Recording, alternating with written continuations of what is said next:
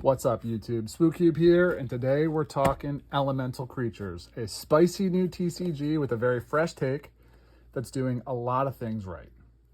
This is a game with only one card type, with no traditional resource system, and where every single booster pack is its own starter deck. If that sounds interesting to you, let's dive in and take a closer look. Now, I mentioned that every card in this game is a creature. Only one card type. There's no instant sorceries, trainers, supporters, artifacts, enchantments, stadiums, traps. It's all creatures.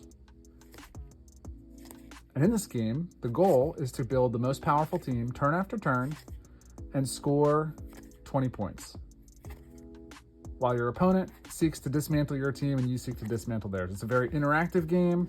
It's very back and forth. And there's a ton of strategic depth. So let's talk about how it plays. Now, at the very front end, I mentioned there's no resource system. So this is a game where you simply alternate playing cards. You play a creature, your opponent plays a creature. You play another creature, your opponent plays another creature, and so forth. Once each round, both players decide they don't want to play any more creatures, they don't have any more cards in hand. The turn ends, you tally up the total power points on your field, and the player with the highest number of points scores the difference between their score and the opponent's score. So if on turn one, this team has 5 points, this team has 3.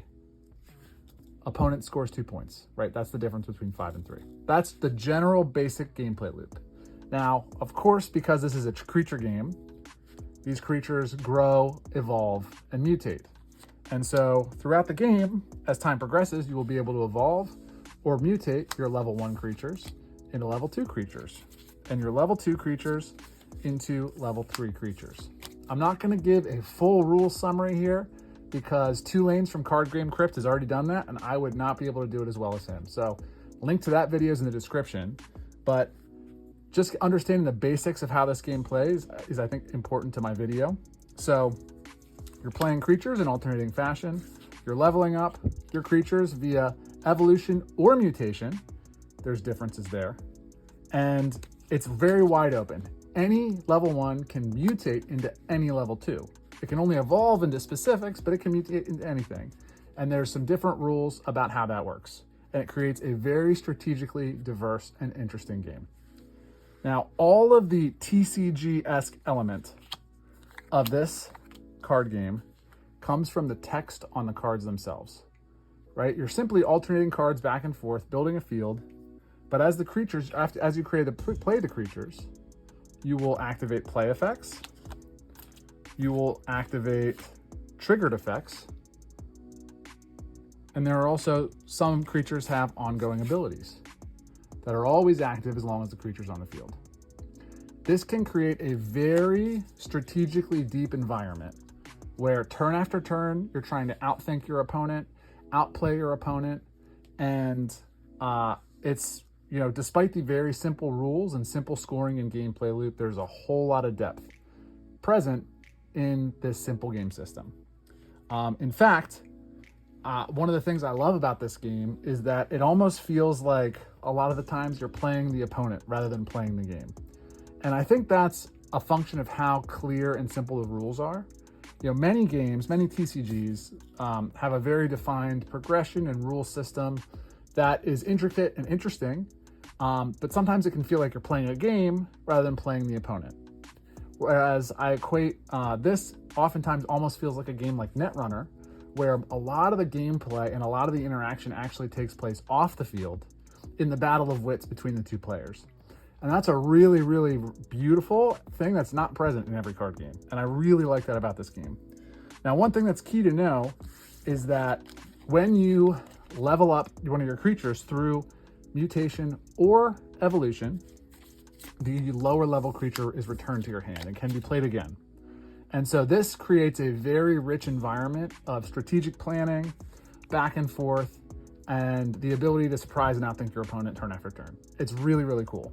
The game starts really simple with just a couple decisions on turn 1, but by turn 3, 4, 5, 6, the game can be incredibly deep and very, very rewarding in terms of the strategic decision making at play. I really enjoy it. Another thing that now that we've kind of spent some time looking at these cards worth noting is the art. And I think the art in this game is absolutely fabulous. It is all hand drawn by the creator of the game, a guy named Justin Hartsock. And I think there's a very unique, identifiable style that is consistent, beautifully drawn, beautifully colored, very reminiscent to me of like early days Pokemon, early days Digimon, you know, that like mid-90s card style. It's whimsical, it's lighthearted, imaginative, and I really enjoy it. Every pack comes with a holo, and the holo, it just like screams classic to me. It's a star pattern that exists behind the creature. The creature itself is not holoed, but the background is. And I actually have a stack of holos that I'm going to show off here as we talk a little bit more about the art. Now, some things to note about these cards. You know, you'll see the level in the top corner, the power down here. This is the set symbol, not super important for gameplay. And then the elements of the creature in the top right. The elements are mostly, like the elemental affiliation of the creature is mostly something that's just referred to by other cards. Whether it's, you know, giving bonuses to certain creatures of certain types that you own, or penalties and debuffs to creatures your opponents own. Oftentimes those play along elemental lines, like here. Bonegar, play effect, disable target electric or fire type creature.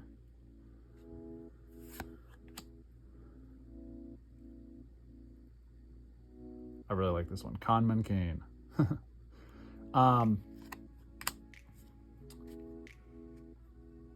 Creature name, beneath each creature name is the creature's species. This is what determines whether you, when you level up, are mutating or evolving.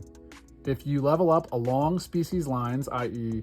if a level 2 bull creature called a Taurosaurn in this game were to evolve into a level 3 Taurosaurn, it would be an evolution. And you get a strength bonus buff when that happens. But if a level 2 of any other species were to evolve, or were to mutate into a level 3 Taurosaurn, you'd still get the card and all the effects that come with it, you just wouldn't get that power boost. So there's some really interesting gameplay there in determining how you want to proceed with growing your creatures. The game changes quick. Every creature feels like it has a very impactful effect on the board when played. And so you're constantly having to shift your strategy, adjust the next card you play, plan ahead. You know, your plans are foiled, you're changing what you're doing. It's very dynamic in that way. Really cool. I would say that the core gameplay loop of this game is really the sequencing. So a lot of games, here's a level 2 holo. A lot of games, some of the bigger card games are really resource management games when you really boil it down. Games like Magic the Gathering, in particular Pokemon as well, you're managing your resources and trying to effectively utilize them throughout the game to leverage advantages over your opponent. Because Elemental Creatures does not have a resource system, and you're simply, you know, the development of the game comes through some logic on how you evolve or mutate, but also mostly just playing cards back and forth. The core gameplay loop is not one of resource management, but it's one of sequencing and outplaying your opponent. And that's a really fresh take. It really truly feels unique and like nothing I've ever played in terms of gameplay. I have heard it compared favorably, you know, as a compliment to Gwent, which is a game where, you know, you're doing a lot of things on your field to seek to have a higher number in a specific area than your opponent does, while they're doing the same things to kind of interact with you and change your score. And this is very much like that, just with creatures instead of, you know, fantasy guys and swords and stuff.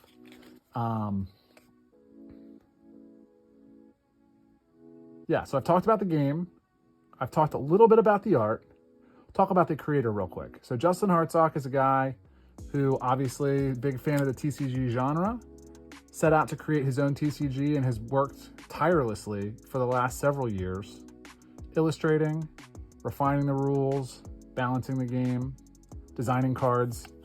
What I'm showing you now is first edition.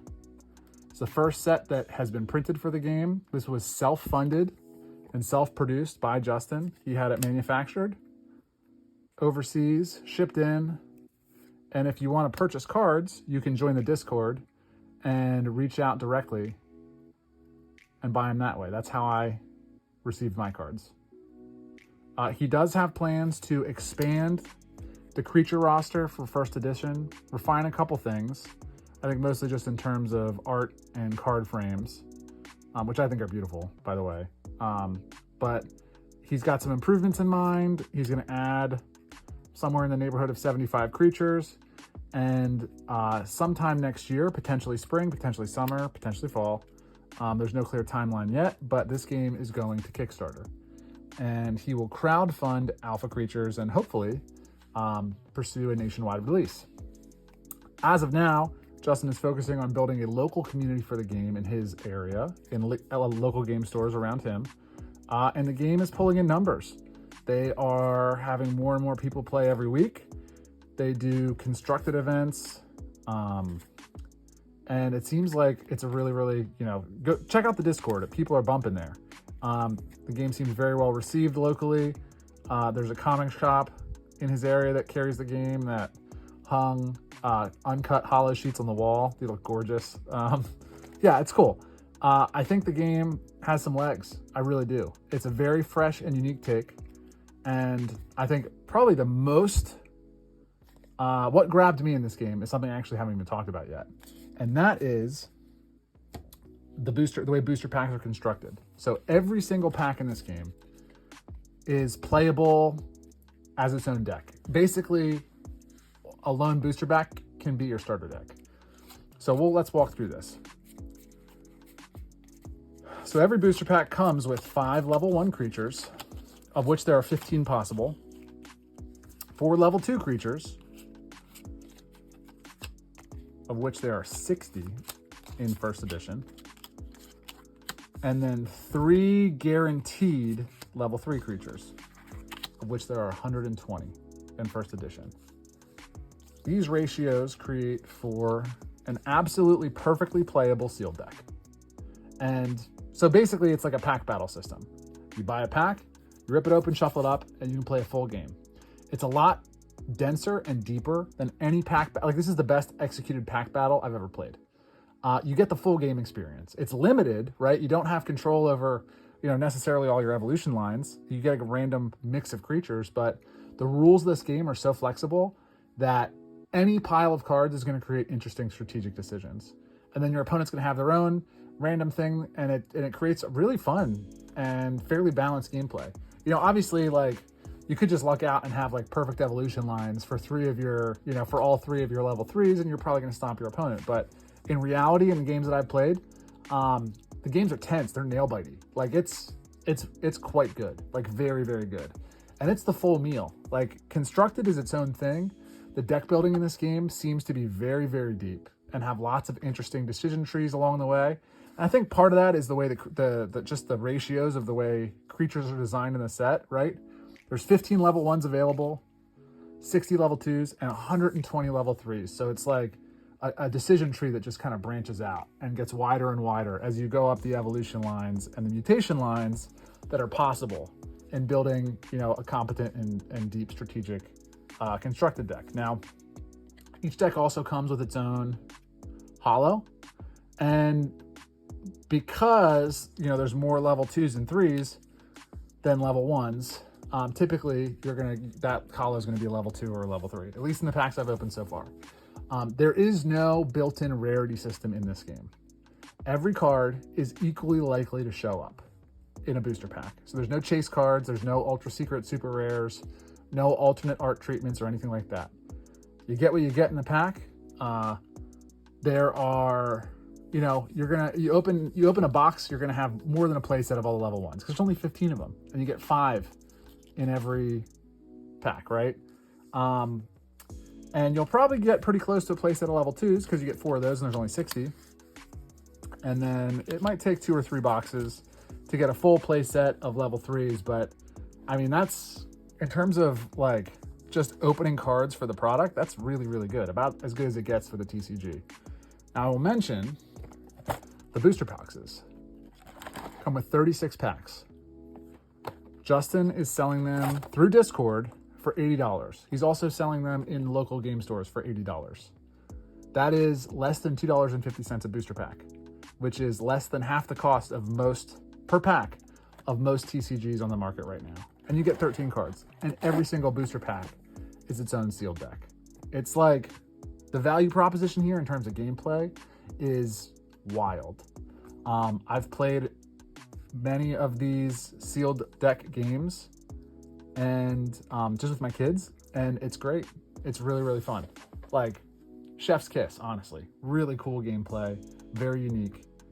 And you know, it's the kind of thing that you could, you know, if there was a local game store around you that carried this game, which, you know, hopefully will be there in a few months if you don't live, you know, in South Carolina or Georgia, I think where this game is centered, in the United States. But they sell packs at the LGS 4 for $10. And so you can go spend $10, get 4 cards, which is more than enough cards for a constructed deck, and, you know, build the best deck you can and have just like crazy good sealed gameplay. Or you can do 4 pack battles and then do that, right? It's great. It's amazing. At this point, I think I'm starting to go in circles, so I'll bring this thing to a close. I've linked the how to play video from Tulane's Card Game Crypt in the description. Definitely check that out for a deeper look at how to play this game. The Discord link is also in the description, and I highly recommend going and checking that out. The creator of the game, Justin, is super kind, very available. Would love to talk about and answer questions, talk about the game. He is actively working on the next set, and he talks a lot about that on the Discord as well. There's playtesting that you can get involved in. It's just a really cool community, and I think this is ground floor, early days.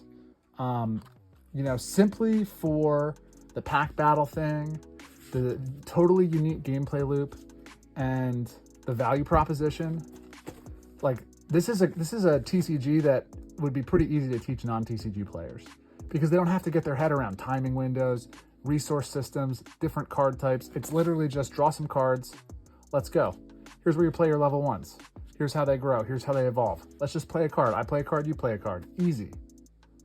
And then the game just kind of naturally unfolds in this beautiful, complex strategic system that you know, really just draws people in. It's going to be good. I will be bringing sealed booster packs to my family holidays and looking to snag players who usually turn up their nose at the TCGs because, you know, it's not Settlers of Catan. So that's my mission this year.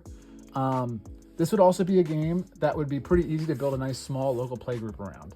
You really, you know, don't need more than a couple packs to get going.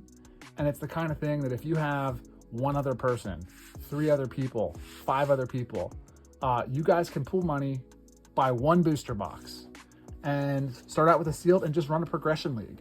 And then over time, as your collection grows, start refining your decks, play constructed, and go from there. The game, it's light. It's easy to just kind of pick up, put down. And yeah, this is a game that can kind of fit in the cracks, right? I think it's worthy of fully exploring, but if you want a palate cleanser in between other games, this could be it. Personally, this game is going to be something I play all the time with my kids.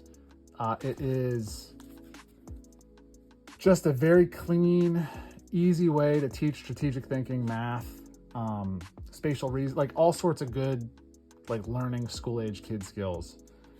So this is a great game for kids. And yeah, at this point, I think I've said it all. So Elemental Creatures, check out the links in the description.